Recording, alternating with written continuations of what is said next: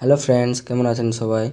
আজকে আমি আপনাদের কিভাবে কত কষ্ট করে চাষবাস করতে হয় সেই দৃশ্য দেখাবো।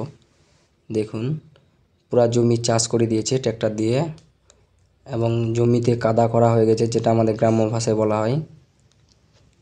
কিছু লোক ধান লাগিয়ে দিয়েছে এবং এটা বিচনে কাতলা বলে, এখান থেকে বিচন তুলে নিয়ে আসতে হয় এবং এগুলাতে লাগাতে হয়। কত কষ্ট করে চাষবাস করতে হয়, চাষিরা জানে কত কষ্ট চাষাবাদ করতে।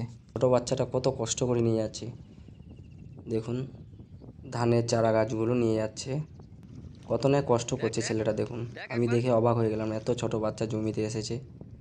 এগুলা হচ্ছে ধানের চারা, এগুলাকে লাগাতে হয়, জন করে নিয়ে আসতে হয় এবং তারা লাগিয়ে দেয়। তারপর ধানের গাছ বড় হয়, তারপরে ধান হয়, অনেক কষ্টের পরে তারপর ধান হয়।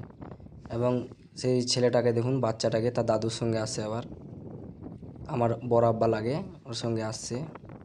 যে ধানের চারাটা দেখুন, এটা হচ্ছে ধানের চারা, খুব সুন্দর লাগে গ্রাম্য।